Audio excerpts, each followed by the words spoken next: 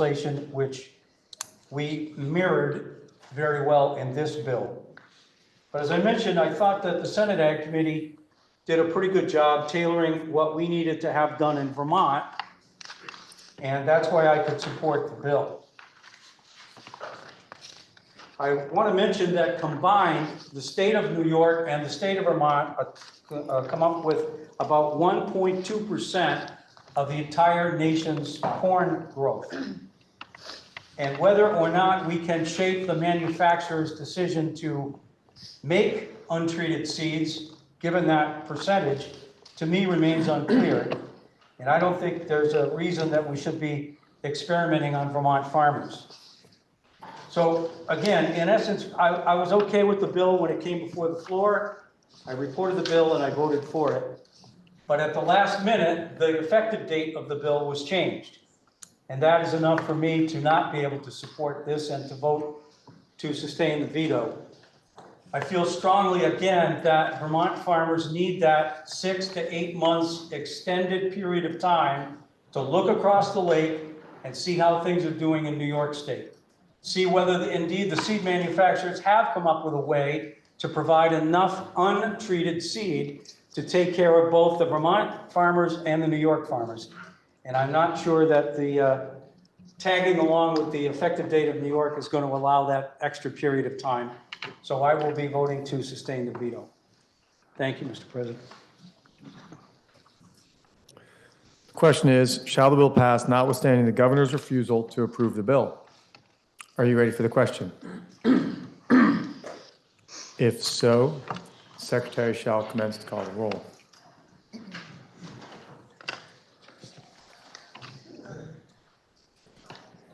Senator Baruch. Yes.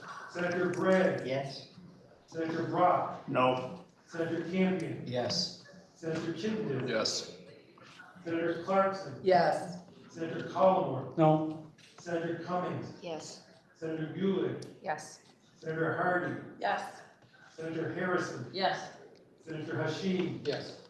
Senator Ingalls. No. Senator Julo. Yes. Senator Kitchell. No. Senator Lyons. Yes. Senator McDonald. Yes. Senator McCormack. Yes. Senator Norris. No. Senator Kirschlich. Yes. Senator Ron Hinsdale. Yes. Senator Starr. No. Senator Bihowski. Yes. Senator Watson. Yes. Senator Weeks. No. Senator Westman. No. Senator White. Yes. Senator Williams. No. Senator Renner. Yes.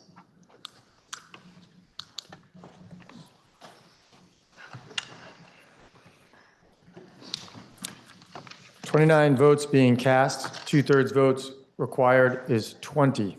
Please listen to the results of your vote.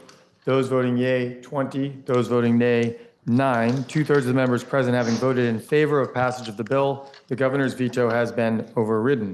Senator from Chittenden Central. Thank you, Mr. President. We have also from the House H645, and that is the Restorative Justice Bill. So I would ask that the Senate suspend its rules in order to take up H645 for immediate action. Now, the senator from Chittenden Central has moved that the Senate suspend its rules in order to take up for immediate consideration H645, an act relating to the expansion of approaches to restorative justice. Are you ready for the question? If so, all those in favor, please indicate by saying aye. Aye. Those opposed indicate by saying nay. The ayes have it, and you have suspended your rules in order to take up H645. On June 4th, 2024, the Honorable Philip B. Scott, Governor, vetoed H645, an act relating to the expansion of approaches to restorative justice, and returned it to the House and submitted a message explaining his objections to the bill. A copy of the veto message is contained in today's calendar at page 5014. The authority of the governor to veto a bill passed by both houses of the General Assembly is found in Section 11 of Chapter 2 of the Constitution of the State of Vermont. By the wording of Section 11, the Senate is obligated to reconsider H645 if the House votes to override the governor's veto. The House has already considered the bill and voted to pass the bill notwithstanding the governor's refusal to approve the bill. The question that you'll be voting on is as follows. Shall the bill pass notwithstanding the governor's refusal to approve the bill? A yes vote means that you want to override the governor's veto and pass the bill. Bless you. A no vote means you want to sustain the governor's veto. As required by the Constitution, the vote will be by roll call. 2/3 of the members who are present must pass the bill over the objections of the governor. Otherwise, the veto of the governor will be sustained. The question before the Senate is debatable.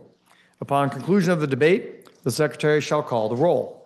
The question is, shall the bill pass, notwithstanding the governor's refusal to approve the bill? Are you ready for the question?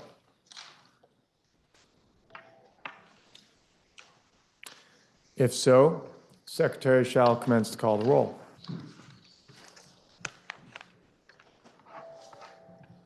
Senator Baru. Yes. Senator Bray. Yes. Senator Brock. No. Senator Campion. Yes. Senator Chittenden. Yes. Senator Clarkson. Yes. Senator Collmore. No. Senator Cummings. Yes. Senator Bewley. Yes. Senator Hardy. Yes. Senator Harrison. Yes. Senator Hashim. Yes. Senator Engel. No. Senator Julo. Yes. Senator Kitchell. Yes. Senator Lyon. Yes. Senator McDonald. Yes. Senator McCormick. Yes. Senator Norris. No. Senator Pershing. Yes. Senator Ron Hinsdale. Yes.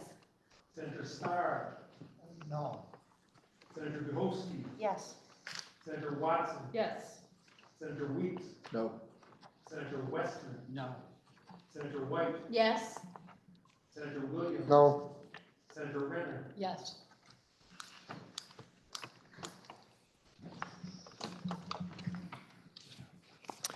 Twenty-nine senators voting.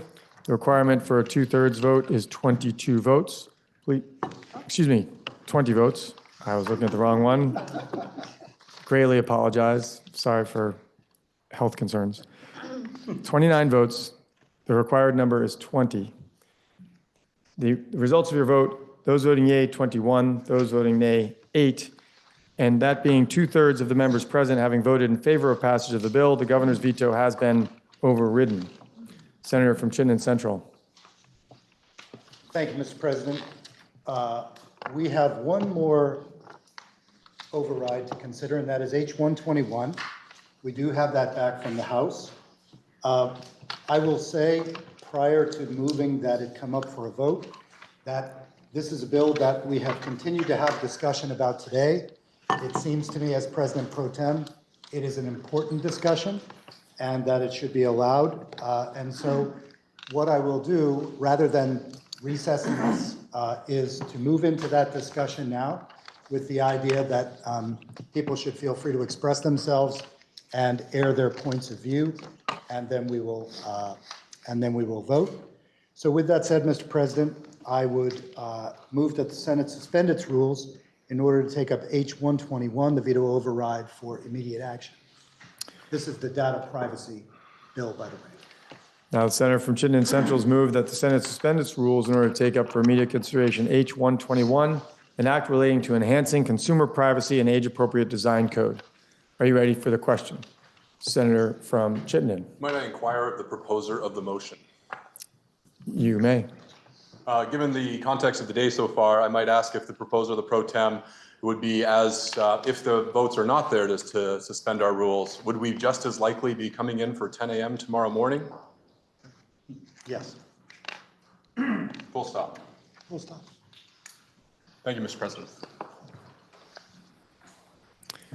Question is, shall the Senate suspend its rules in order to take up for immediate consideration H-121? Are you ready for the question? If so, all those in favor, please indicate by saying aye. Aye. Those opposed indicate by saying nay. No. The ayes appear to have it. The ayes do have it, and you've suspended your rules in order to take up for immediate consideration H-121. With that, on June 13th, 2024, the Honorable Philip B. Scott, Governor, vetoed H-121, an act relating to enhancing consumer privacy and age-appropriate design code, and returned it to the House and submitted a message explaining his objections to the bill.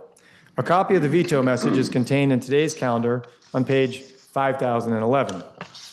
The authority of the governor to veto a bill passed by both houses of the General Assembly is found in Section 11 of Chapter 2 of the Constitution of the State of Vermont. By the wording of Section 11, the Senate is obligated to reconsider H-121 if the House votes to override the governor's veto. The House has already considered the bill and voted to pass the bill notwithstanding the governor's refusal to approve the bill. The question that you will be voting on is as follows. Shall the bill pass notwithstanding the governor's refusal to approve the bill? A yes vote means you want to override the governor's veto and pass the bill. A no vote means you want to sustain the governor's veto. As required by the Constitution, the vote will be by roll call. 2/3 of the members who are present must pass the bill over the objections of the governor. Otherwise, the veto of the governor will be sustained. The question before the Senate is debatable. Upon conclusion of the debate, the Secretary shall call the roll. The question is, shall the bill pass, notwithstanding the governor's refusal to approve the bill? Are you ready for the question? Senator from Chittenden Southeast. Thank you, Mr. President. I rise as the chair of the Committee of Jurisdiction on this bill and also as the reporter of the bill to once again speak to a bill that we've had a lot of debate on, particularly toward the end of session.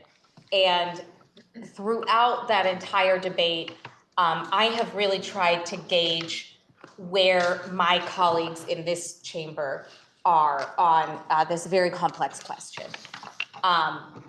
It is clear that we have been divided about the path forward, and that I don't think changes today. I think that rightfully there are colleagues who want to have more time to consider the very complex questions that arise, particularly on the segment of the bill that we had less time with in our chamber, which is the data privacy component writ large and how that impacts not just Vermont businesses and consumers, but how it impacts nonprofits, medical facilities, school districts, utilities, and any stakeholder that processes the data or interacts with the data of more than 25,000 Vermont consumers in some cases and 100,000 Vermont consumers in other cases. So in the hopes that this is less confusing than more confusing, I will say at the outset that I do intend to vote for this override.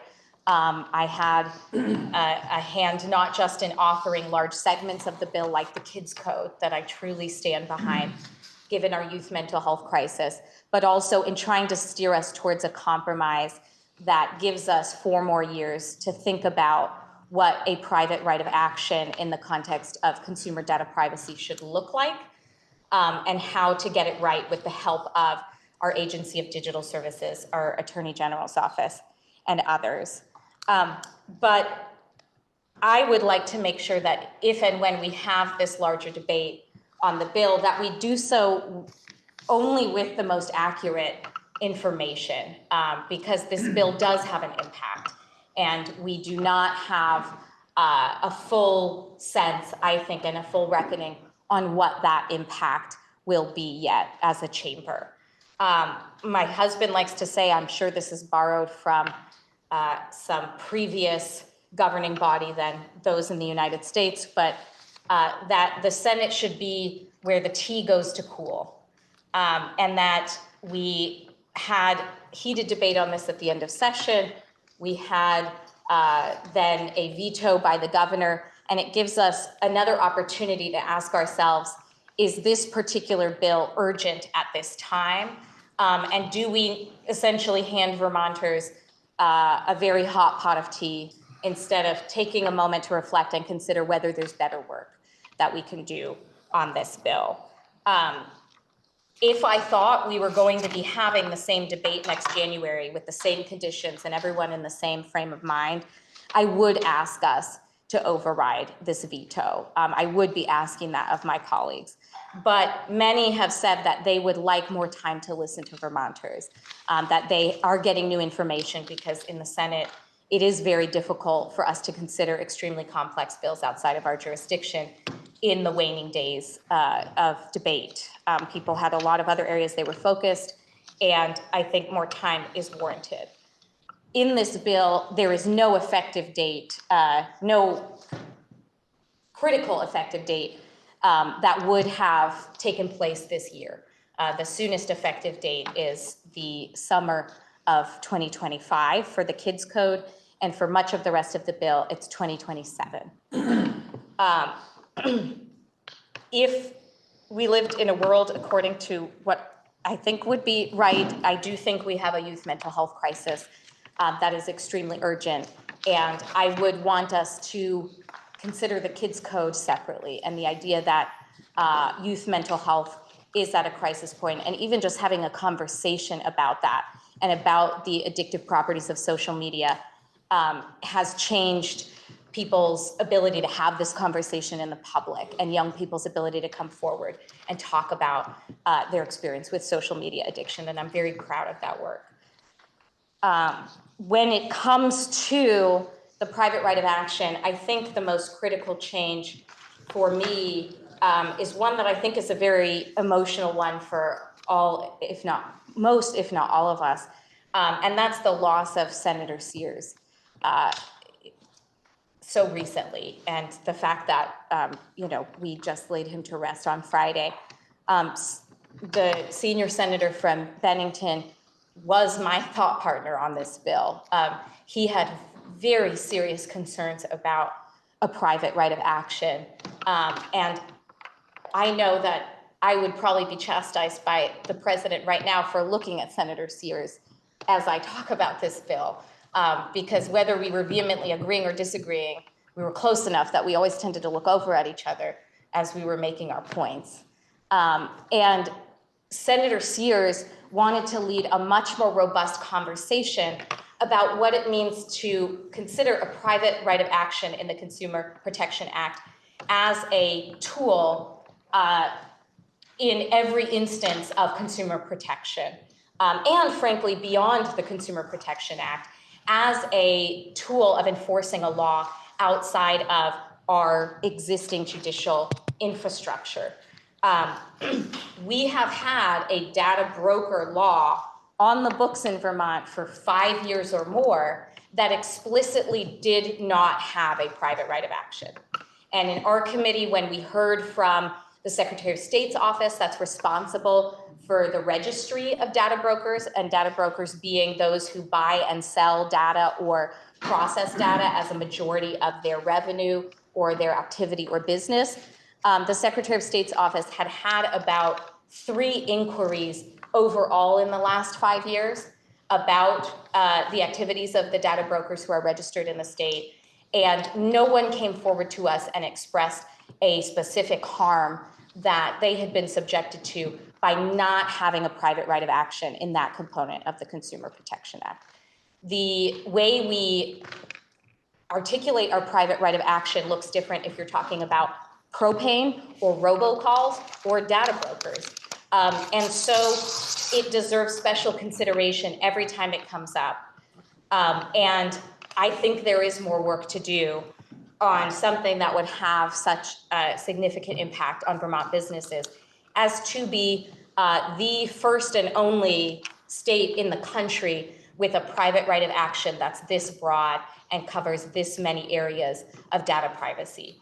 I will not go back into the case of Illinois, where they have a private right of action for biometric data, but that has not been a uniformly positive experience, and it has not necessarily given consumers justice and relief.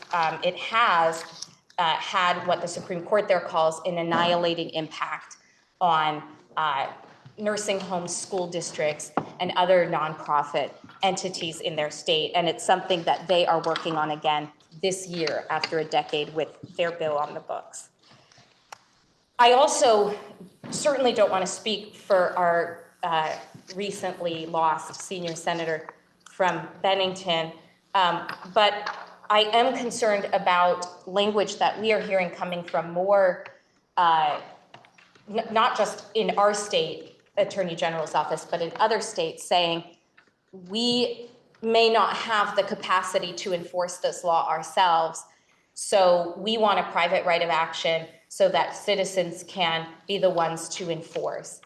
I'm not going to speak for Senator Sears, but what I would like to see is that we give the right capacity and resources to our existing criminal justice and judicial infrastructure system so that we can avoid frivolous lawsuits, so that when someone calls and says they have a problem with data privacy, they know that the Attorney General and our law enforcement are weighing that, not that they have to call a private law firm out of state to try and seek some kind of remedy to the harm that they believe has occurred. To me, that's essentially saying that we are okay with things like bounty hunting and vigilante justice versus wanting to give resources where citizens want them placed most, which is to have a system that is fair and accountable that keeps them safe.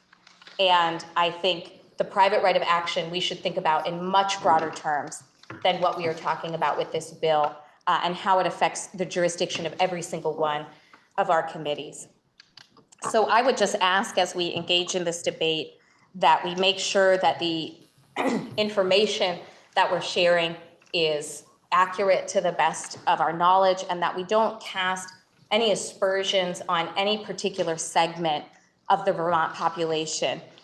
It has been said that some of the moderate-sized businesses that we have in Vermont that have shared their concerns about the private right of action, businesses like King Arthur Flour, Orvis, Burton, Vermont Country Store, Gardner Supply, and others, are somehow a mouthpiece for big tech in sharing their concerns about a private right of action.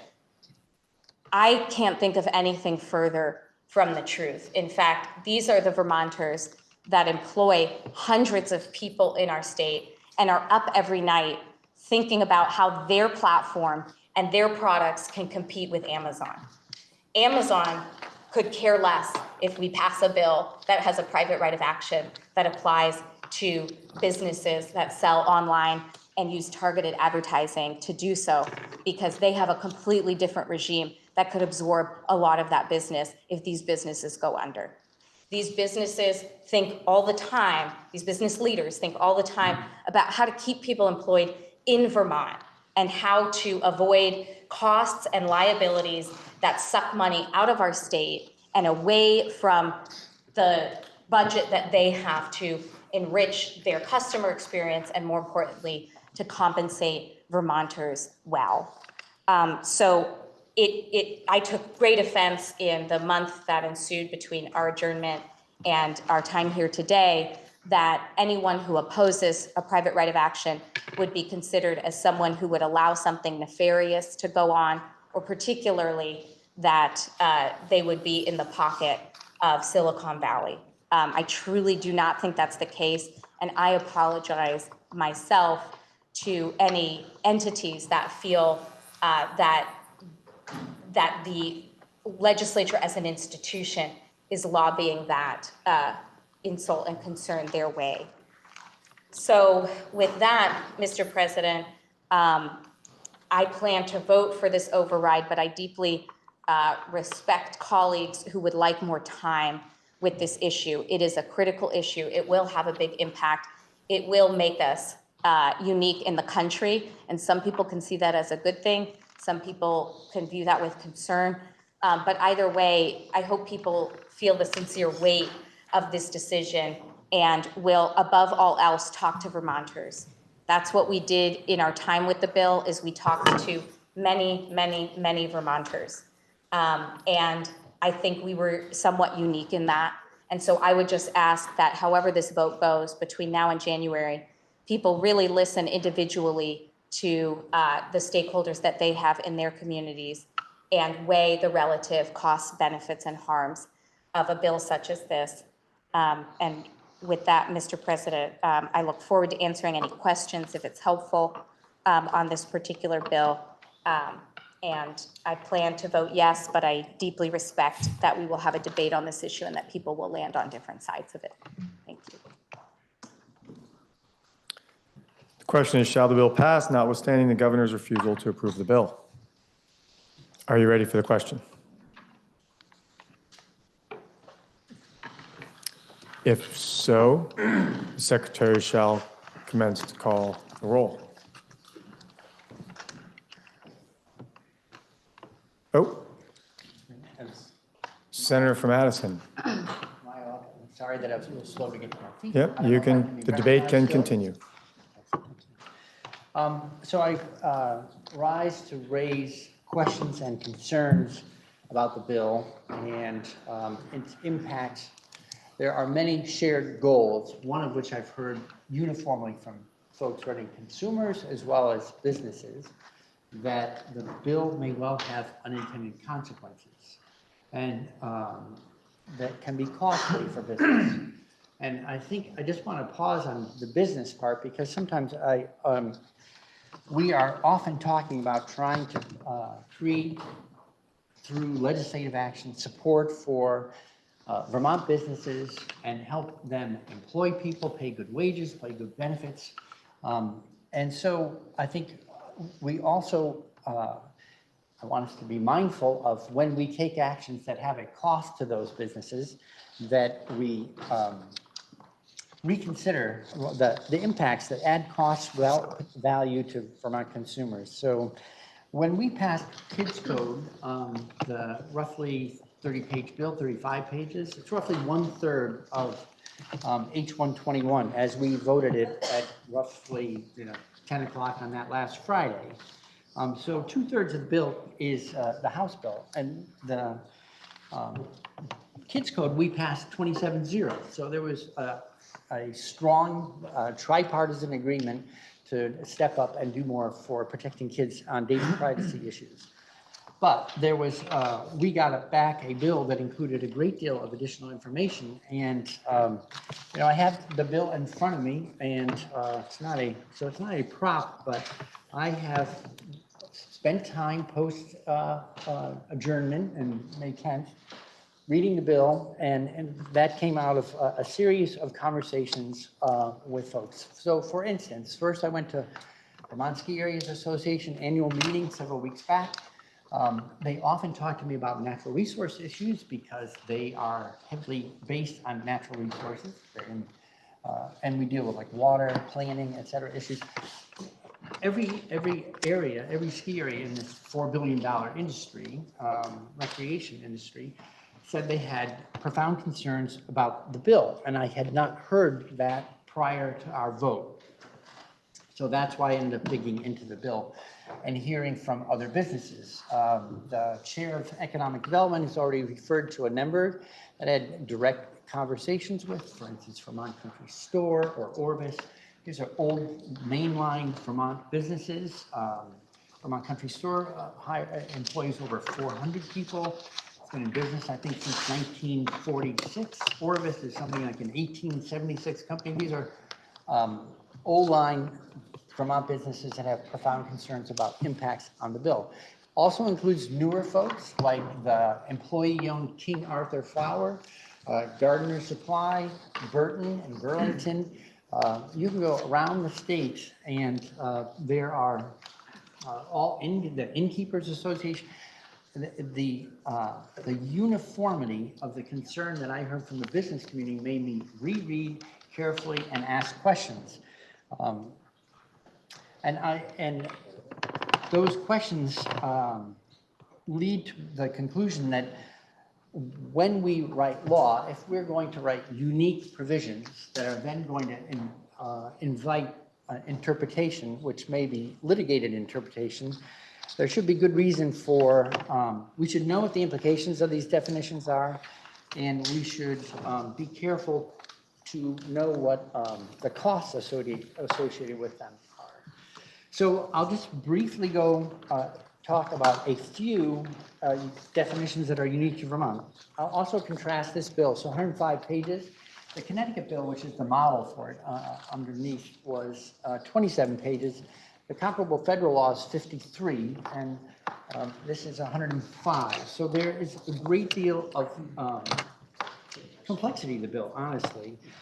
If you look at the definition of sale that's on page 10 as passed by the House and Senate version,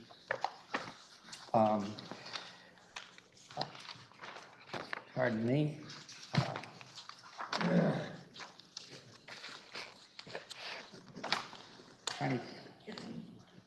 A definition of sale.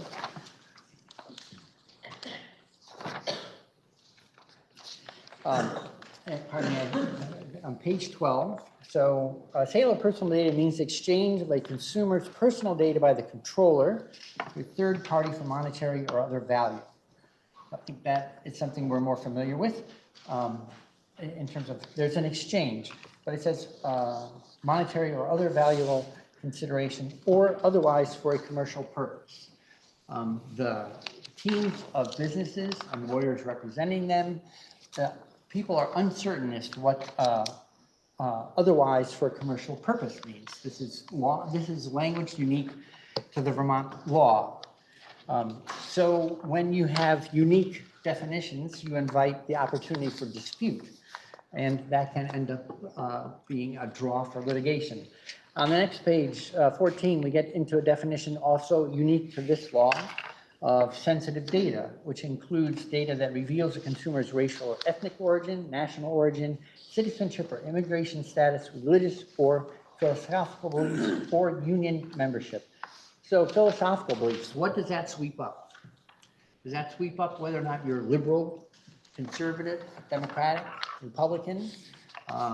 There are databases that are used by politicians of all sides that relate to knowing how voters may be influenced, reached, etc. And now this is going to be sensitive data.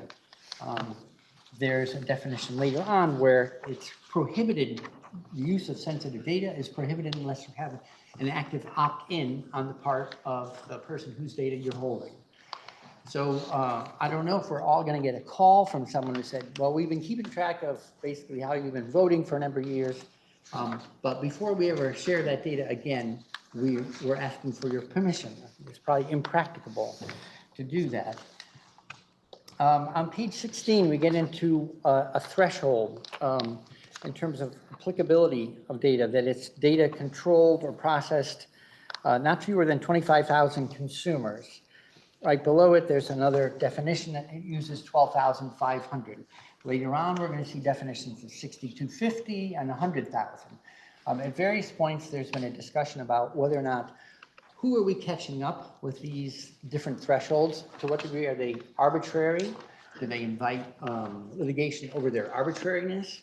I've also heard characterizations that some of these higher numbers, like 100,000, would preclude sweeping up many Vermont businesses. And once we start writing law that includes or excludes businesses based on where they operate, we end up inviting questions around the Dormant Commerce Clause.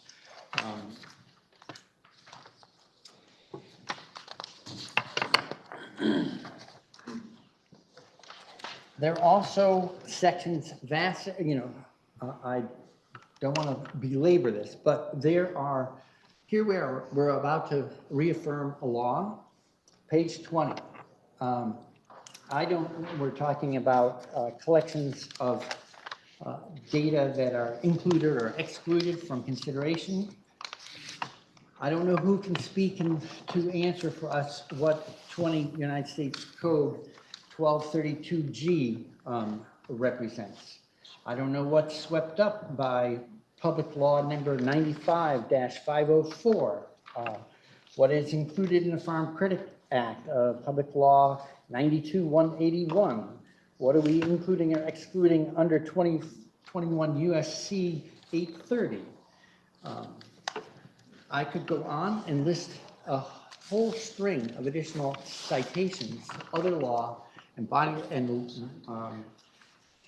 it's not my point to embarrass or put us in an awkward spot, but to say that if we're going to pass a law and we don't necessarily know what all the implications are, or all the cross-references, what we're including and excluding, that suggests to me that it's time to just slow down and reconsider our work. We can get caught in a veto session, I think, in the adversarial stance relative to the administration. But to me, when I look at governance overall, we have a system that has the House look at something, the Senate look at something, there's a series of votes, it goes off to the administration, it comes back. For me, I'm feeling like the governor's flagging the bill for a veto, not to say no to data privacy, but to say, please work on it again and eliminate some of the negative unintended consequences. That to me seems like a success, not a combat between two branches of government, but the system, which is slow and ponderous and has many eyes coming to something, is asking us to reconsider. And so I would ask us to sustain the veto in order to set us up for the next session. As a matter of fact, it's only 5.5 months away. The many businesses that I heard from have asked repeatedly to be engaged in the process so they can explain their business practices and then show how portions of the bill either have unintended negative consequences for them or can be better designed in order to provide consumer protections on data privacy while also facilitating business. So again, I'm hearing no one who's saying a no. They just say, could we please have more time to reconsider the work? I'll wrap up and save the room from hearing about many other details in the bill. You know, my copy looks like a porcupine and has so many flags on it and notes. They all are at places where I think it'll be helpful for us to better understand what the bill is and is not doing before we turn it into an acting law. So I'll pause on just one thing. Another section, 2423, which begins appearing on page 41. Controller shall conduct and document a data shall use data in the following ways. That processing of personal data for the purpose of targeted advertising. When we talk about avoiding a harm due to targeted advertising, I'm not sure how we've defined what that, we haven't in fact defined precisely what that harm is. How do you demonstrate harm? And when you have something that's left open and unclear, you invite people to make novel claims against the law and bring them to court. Now, we might say, well, that's a success. But we, in talking with one business, they sold $2,500 worth of product into a state. It precipitated a frivolous suit. They said, well, this is nonsense. We should stand up for ourselves and defeat this suit. They went ahead and did so, but it cost them $100,000 to win that case. And they sold $2,500 worth of product into the entire state where the suit originated. So it's a Pyrrhic victory at best if every time you're sued, you end up spending 20, 100, thousands of times. We also heard about a $5 sale that led to a $20,000 settlement. There are opportunities for claims of harm, but it's hard to know what they would necessarily entail. In this section again about talking about harm, C, lines 17 through 19, a physical or other intrusion upon the solitude or seclusion or the private affairs or concerns of consumers where the intrusion would be offensive to a reasonable person. I have yet to hear a clear explanation of what that means in real world operations of any particular business.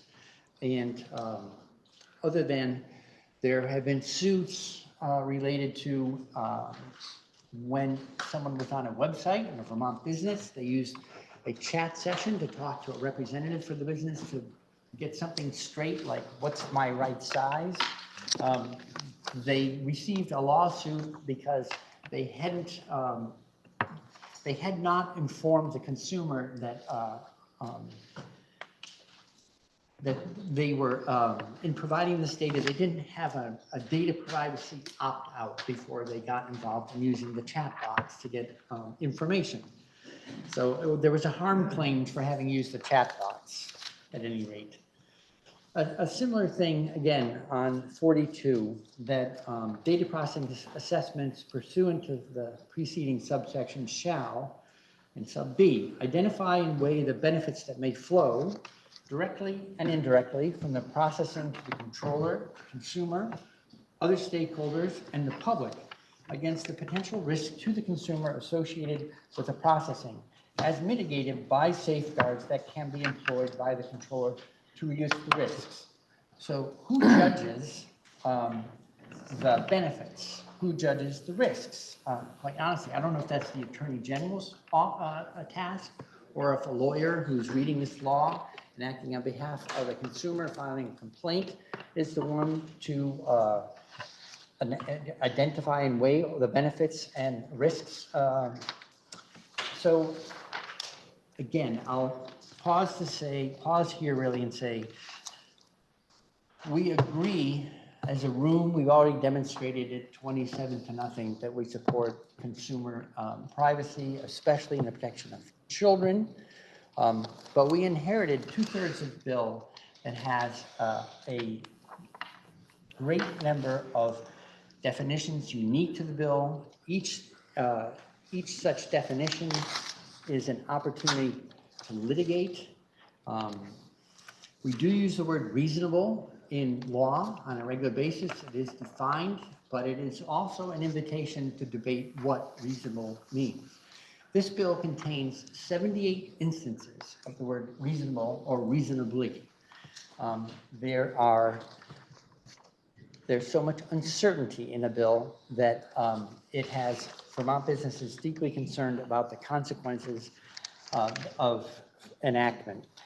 Well, one other thing, back to the private right of action component. When an attorney general is enforcing, there is usually a period of notification to the business and an opportunity to cure. So they can fix whatever practice. Most businesses I've ever talked to are interested in coming into compliance. When you have a suit, there's no period of cure. The first thing you know is you are being asked for money. You are going potentially to court. So I think in terms of protecting the public at large, Vermonters at large, it is oriented to penalizing businesses, not necessarily gaining compliance at the lowest possible cost.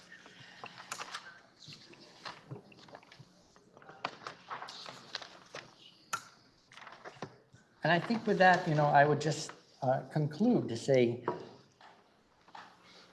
there is wisdom in pausing when you find that the work you have done, no matter how well intentioned, may have negative consequences. In the opinion of many businesses throughout the state, it will have negative consequences. These are our employers. When we talk about business, I don't know why we seem to sometimes fall into a them versus us. These are often friends and neighbors. 90% of Vermont business is 20 or fewer employees. When we looked at novel language related to data privacy from California, small business spent roughly $50,000 per business to have legal analysis of the law and the data they held and the way they processed it in order to bring themselves into compliance. Larger businesses ran up to $500,000 to get that same task taken care of. So why, if we enact a novel law here, there's no reason to think that Vermont businesses may not be in the same boat of needing to hire lawyers to do analysis of their works, their data practices, how they process. The last thing I'll say on that front is that there were businesses that reported how much money they have to spend to modify their software in order to process the data they have. So software all around the state will not provide the sort of tracking that's entailed by a new law. So that I just complete my remarks. I thank the Senate for its patience. I hope that we will have the wisdom to slow down and do work that is more durable for the long haul. I have yet to hear articulated any particular urgency for enacting this in the next 5.5 months. In 5.5 months, we'll be back here. To me, that window offers a great opportunity to engage Vermont businesses, learn more about their concerns, and perhaps bring a rewrite forward. And once again, kids code. And now the last thing I'd say is, when I was on Senate Economic Development, there was work on consumer protection led by the Attorney General's office related to propane tanks, and rights of customers. There was a working group that was sort of hand in glove with businesses. They developed legislation, continued to refine it, came back the next session and passed a law that has been successfully enacted. It's been enforced not through any kind of private right of action. It's been through the AG's office itself, provided opportunities for cure to let businesses come into compliance.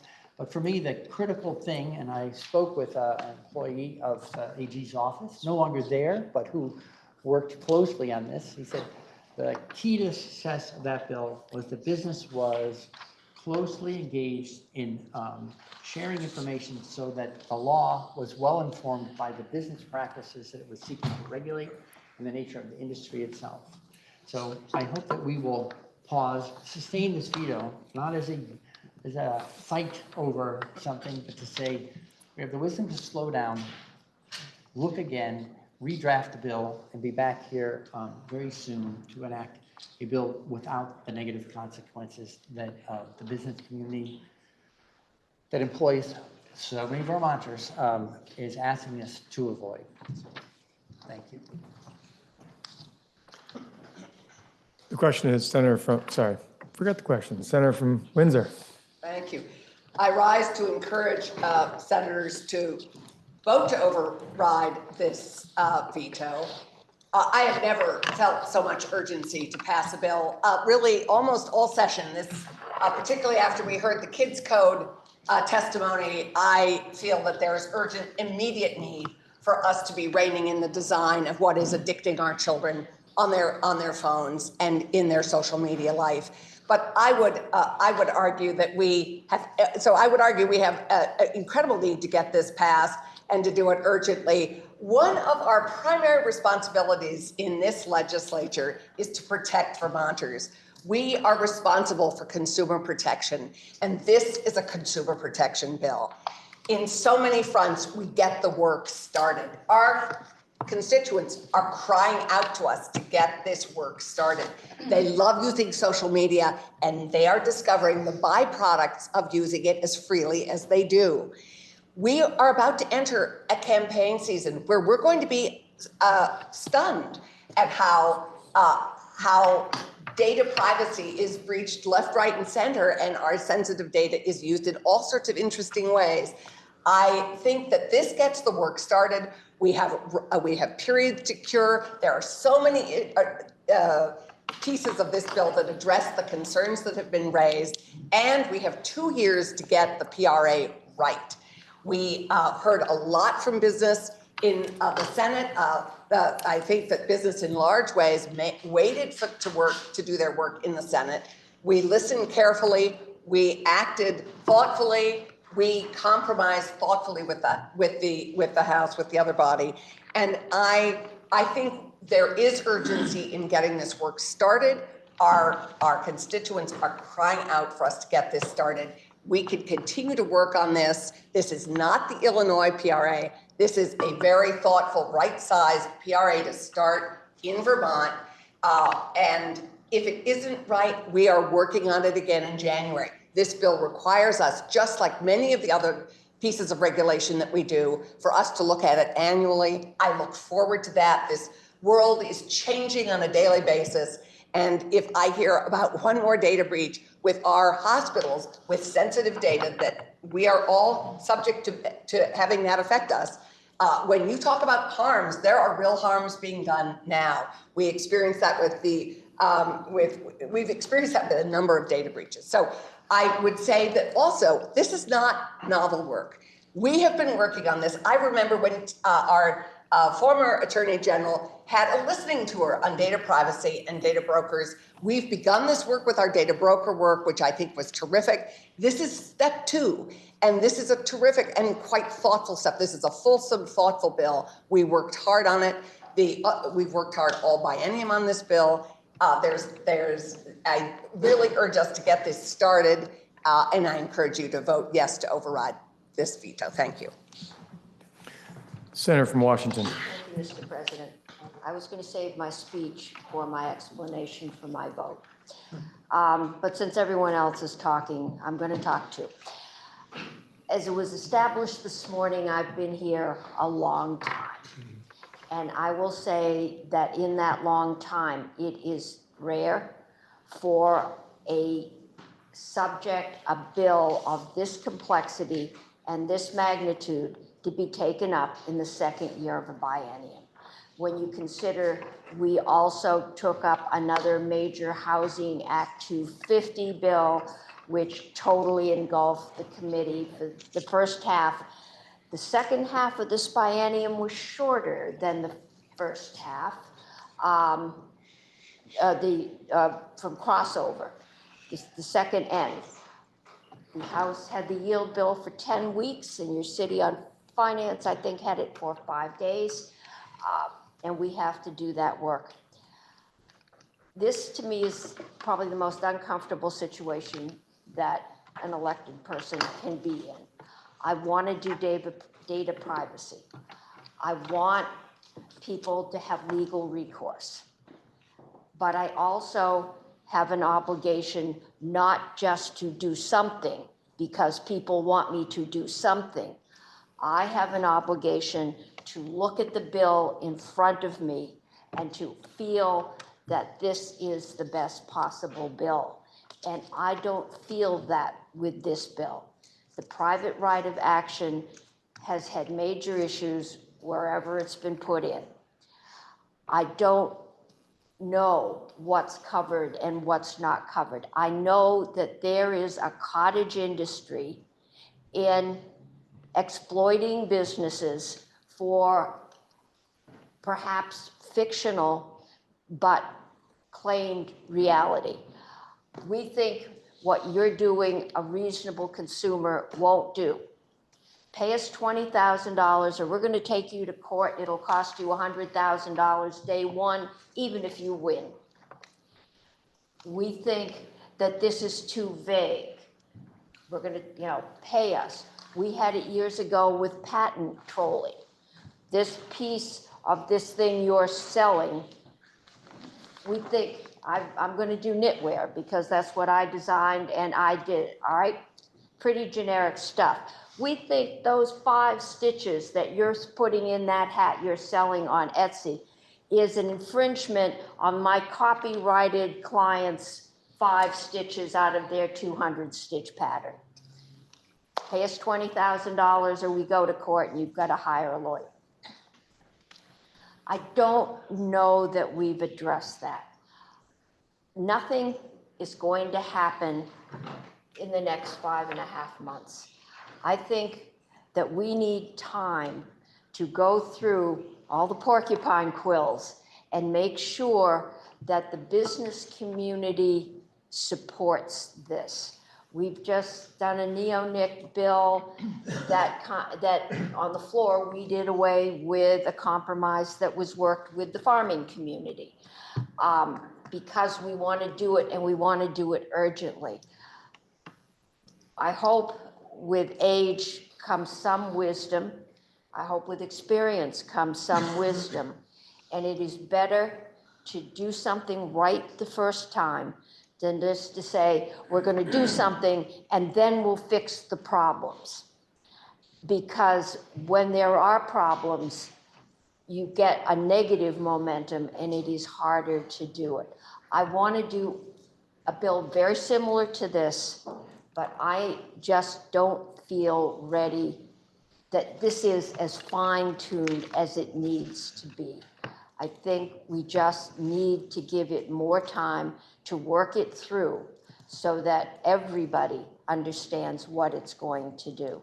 It's fine to say we'll fix it, but for the business that's had to lay off people because they've been sued for, a $40,000 frivolous suit or $100,000, that damage is done. And I asked 3 times. Oh, and this is not a data breach bill. That was brought up several times. My data was breached from somewhere in the state, but no one's ever sent me a notice. They're required to. I found out because my application for unemployment compensation for my 6 weeks working at a fish hatchery in Alaska was denied. Literally, I got a rejection slip from the Labor Department, led me to looking into it. Former Secretary of State, former head of the State Employees Union, there were a whole bunch of people with connections to the state whose data was breached. I have so many secret passwords on my bank accounts right now, I can't get into them.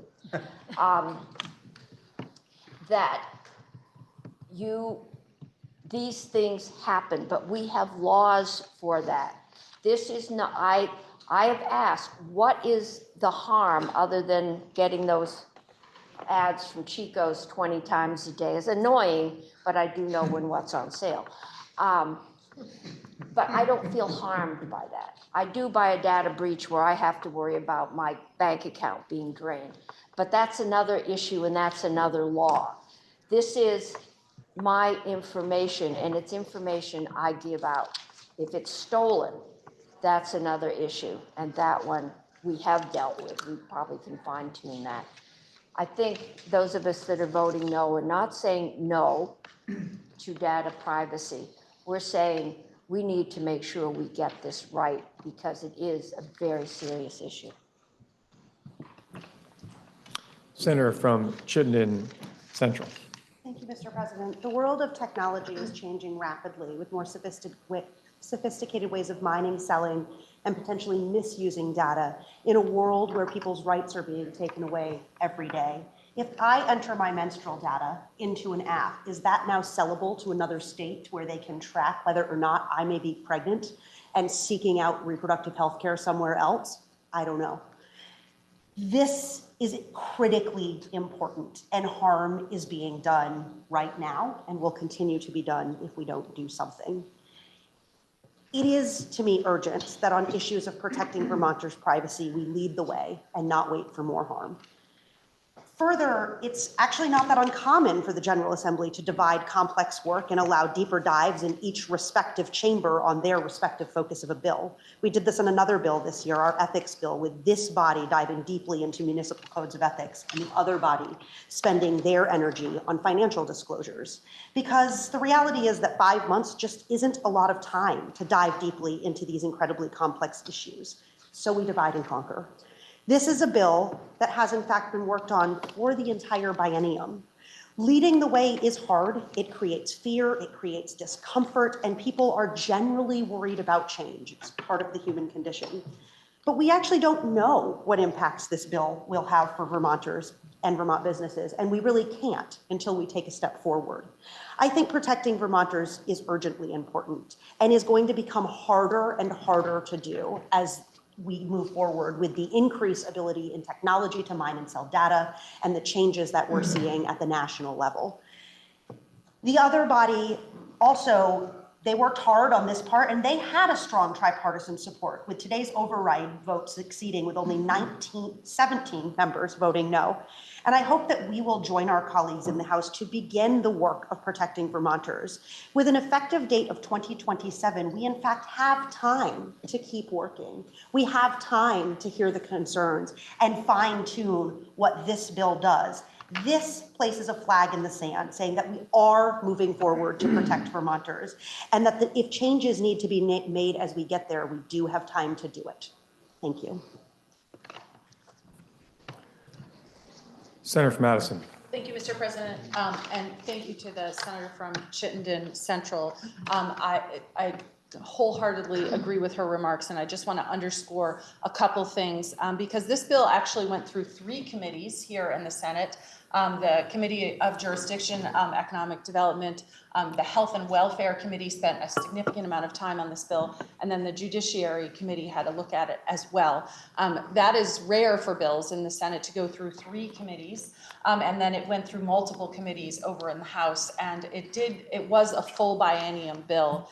The Senate Health and Welfare Committee spent a lot of time looking at this because health data is some of the most sensitive data that all of us share in many ways online and inadvertently and unknowingly. And it is covered by a federal law, HIPAA, which we all know about. And we worked really hard to make sure that this bill before us sort of dovetails correctly and well with HIPAA. We had the conversation, as you might recall, although we were all quite tired at the time, about hybrid entities that are both HIPAA covered and non-HIPAA covered entities. And we made sure that this bill worked with those types of entities. And one of the things that is most urgent to me that the senator from Chittenden Central just mentioned is that this bill covers reproductive health care and privacy.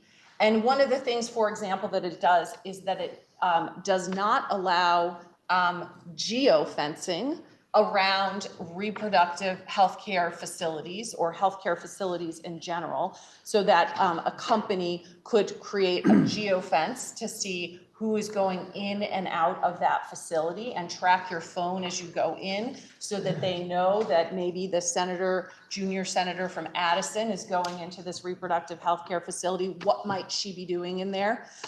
So that this protects a consumer, a patient's right to privacy when seeking healthcare that we ourselves have defined as protected healthcare. Gender affirming care and reproductive care. That is urgent now to protect, because our country is attacking people who are seeking that care in many parts of this country. So that is urgent. As has been said on this floor before, protecting our children from the products that large companies are making to ensnare them into using social media in an unhealthy way. This bill protects them from that. It also protects everyday consumers from having and it does, there's the Data Breach Security Act is part of this bill, and it allows for notification when there's a data breach, and allows for protection of data so that vulnerable Vermonters, I don't know how many of you hear from constituents, particularly senior citizens who have had their identity stolen, who have to go through hell and high water to get it cured and fixed, and they don't know how to do it, and there are protections in the bill to help them prevent that.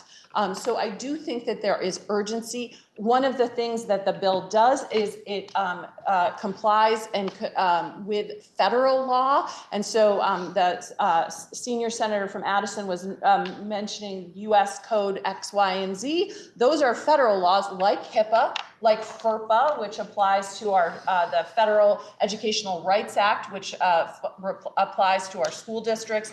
There are others that apply to the agriculture community, to the airline industry, all of those that are our data security bill acts at the federal level. This dovetails with those.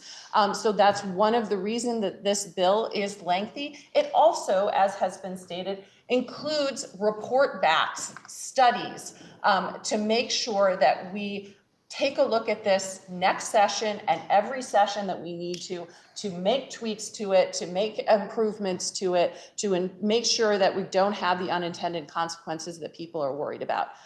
I care deeply about the businesses in my community and the businesses in the state of Vermont. And I care, I have to say, even more deeply about the individual people, the people who own those businesses, the people who go to those businesses, the people who go to our schools, who go to our healthcare facilities, the consumers, the citizens, the residents of Vermont. we want to protect them, and that's what this bill does. And I urge the body to vote to override the bill, the veto. Thank you, Mr. President. The question is, shall the bill pass notwithstanding the governor's refusal to approve the bill? Senator from Franklin. Thank you, Mr. President. I'm the third member of the Committee of Jurisdiction, Committee of Economic Development, Housing, and General Affairs that dealt with this bill. I, too, strongly believe that privacy is an important commodity for every Vermonter. But I also, like the two other members of the committee who spoke, believe that this bill is not ready for prime time.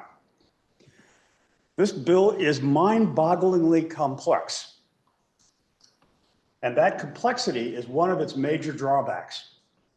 Understanding, and one of the things about the bills that we pass, we like to have our citizens understand what they are and what they do. And if you could imagine a privacy disclaimer for a bill like this, of this complexity, it will be endless. And in fact, I saw something like that done on a California bill that has some similarities to this. And there was 16 pages of single-spaced documents that were links from that little disclaimer at the bottom of the page so that people actually understand how they were being protected and whose responsibilities were what. We also don't know what this will cost, but we certainly have the concerns expressed by many of our mid-sized businesses in particular that these will potentially can involve huge costs to track and do what this bill requires. I think it's very likely that we're going to see a federal bill pass in the not too far distant future, because it seems there is some bipartisan agreement as to the need for a federal privacy bill, the purpose of which is to prevent this kind of thing from happening. Because both sides of Congress are concerned that we have such complexity going on that this will become a Tower of Babel. And I'm very, very concerned that that is what we do, that we aren't necessarily helping business. We aren't entirely helping people because nobody's really going to understand this and its implications. And I am very, very concerned about the law of unintended consequences that we may be initiating as this first in the nation lead, a lead that I think may be very costly to defend. Thank you, Mr. President. Senator from Wyndham. Thank you, Mr. President. I rise as the fifth member of the committee, and hopefully with the shortest amount of comments. What I think it's really important that we recognize it's generally accepted that we need a data privacy bill and that we need a kids code, particularly kids code. We need that immediately. We needed it years ago. The reason to vote for this now is that we have a good, solid, yes, complex, but you can't have a bill like this without it being complex because it's a complex situation. But we have a good, solid bill. We have folks in this room who can explain any citations that are necessary. And it's my belief that we will have better and more solid and more thoughtful conversations sooner if we do pass it now, because we'll start that conversation. We'll have a base a base to start from. It won't be theoretical, and that will help our conversation happen sooner and get the first iteration done next year. Thank you. The question is, shall the bill pass notwithstanding the governor's refusal to approve the bill? Are you ready for the question? If so, the secretary shall commence to call the roll.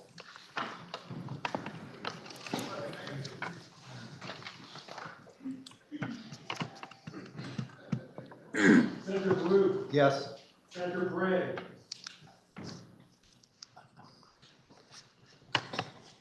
Sorry, I'm sorry, I was taking a note, and could you please repeat the question? Shall the bill pass notwithstanding the governor's refusal to approve the bill? No. Senator Brock, No. Senator Campion, No. Senator Chittenden. No. Senator Clarkson. Yes. Senator Collmore. No. Senator Cummings. No. Senator Bueller. Yes. Senator Hardy. Yes. Senator Harrison. Yes. Senator Hashim. Yes. Senator Ingalls. No. Senator Udall. No. Senator Kitchell.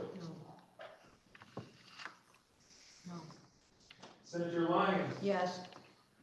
Senator McDonald. No. Senator McCormack. Yes. Senator Norris. No. Senator Pershing. Yes. Senator Ron Hinsdale. Yes. Senator Starr. No. Senator Duhovsky. Yes. Senator Watson. Yes. Senator Weeks. No.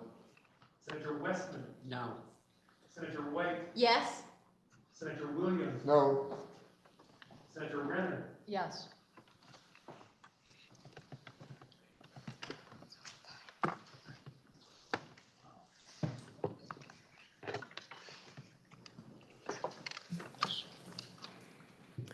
Twenty-nine votes being cast, necessary to override the veto, 20 votes. Those voting yea, 14. Those voting nay, 15. Two-thirds of the members present not having voted in favor of the passage of the bill, the governor's veto has been sustained. Senator from Chittenden. Thank you, Mr. President. At this time, I would move that our rules be suspended in order to message our actions on the 3 overrides that we completed since we last messaged.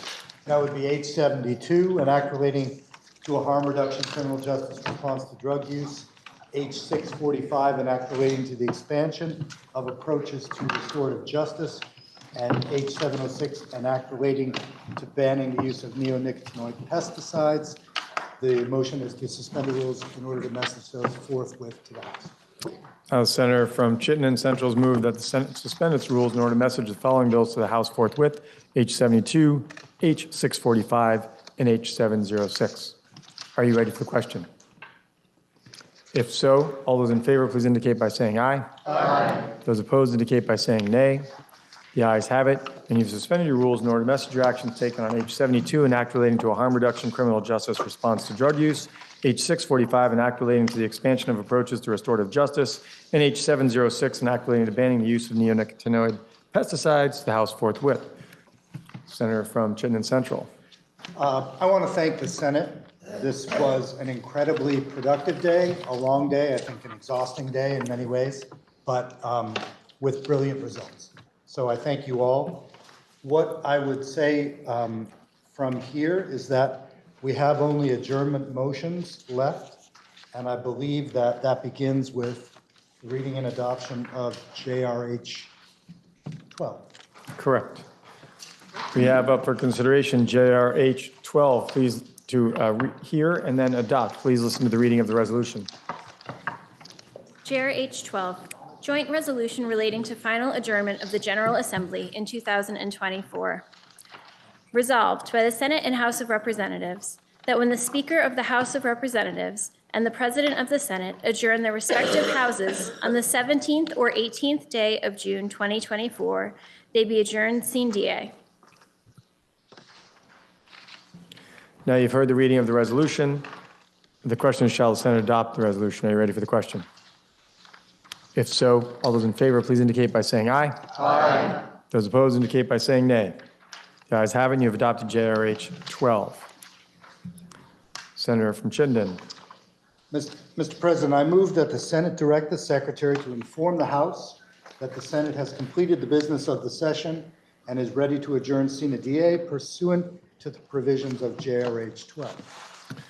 Now the Senator from Chittenden Central has moved that the Senate direct the Secretary to inform the House that the Senate has completed the business of the session and is ready to adjourn sine die pursuant to the provisions of JRH 12. Are you ready for the question? If so, all those in favor, please indicate by saying aye. Aye. Those opposed indicate by saying nay. The ayes have it, and you have voted to direct the Senate Secretary to inform the House of the Senate's completion of its business pursuant to JRH 12. My apologies. Senator from Chittenden. I don't believe there's a pending announcement clause You here, can but do I- that, though, I and you believe should there- do that. Well, I believe you may have an announcement. Well, I do have an announcement, so I don't know if you'd like to make the motion pending announcements, which you can do, and then I'll I make the would like announcement. Pending announcements. Pending announcements, I move that the Senate do now adjourn sine die pursuant to the provisions of JRH 12. Are there any announcements? There is one. On behalf of the Committee on Committees, we appoint the following senator to the Joint Fiscal Committee, and that is the senator from Chittenden Central, Senator Baruth. Are there any further announcements? Seeing none, the senator from Chittenden Central has moved that the Senate do now adjourn sine die pursuant to the provisions of JRH 12. Are you ready for the question? If so, all those in favor, please indicate by saying aye. Aye. Those opposed indicate by saying nay. The ayes have it, and the Senate is now adjourned sine die pursuant to the provisions of JRH 12.